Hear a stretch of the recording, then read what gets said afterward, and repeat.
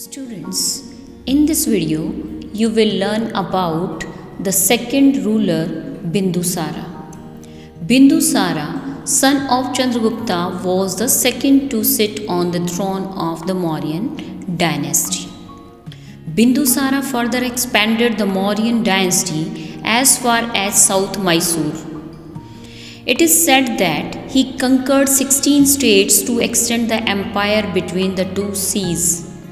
Bindusara did not attack the Dravidian kingdoms of the Cholas, the Pandyas, and the Cheras because they were friendly with the Mauryan Empire. Next ruler is Ashoka. You must have heard about him. The Mauryan Empire reached its peak during the rule of Ashoka, the son of Bindusara. He was known as Ashoka the Great since he was one of the most able rulers who ruled India. Under his rule, the whole of India was united as one single entity. In the history of the world, there have been thousands of kings and emperors who called themselves highnesses and majesties and so on. They shone for a brief period and disappeared. But Ashoka shines and shines brightly like a bright star even into this day. This is what H.G. Wells, British historian, had to say about Emperor Ashoka. Now, Kalinga War. When Ashoka became the king, Kalinga was the only kingdom which was not under Mauryan control. Kalinga was important as it controlled the land and sea route to South India and Southeast Asia.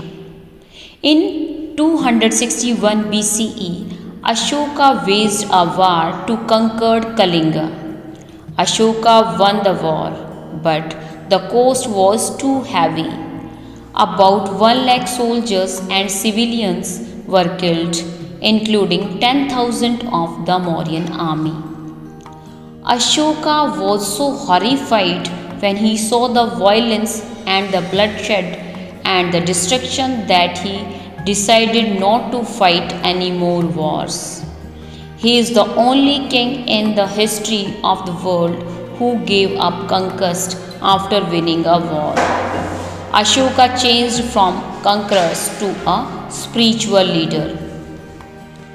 Ashoka embraced Buddhism and renounced war and violence after the War of Kalinga. He enforced the principle of ahimsa as a state policy and banned violent sports and hunting of animals. He banned forced labor and freed thousands of people in war ravaged Kalinga from forced servitude.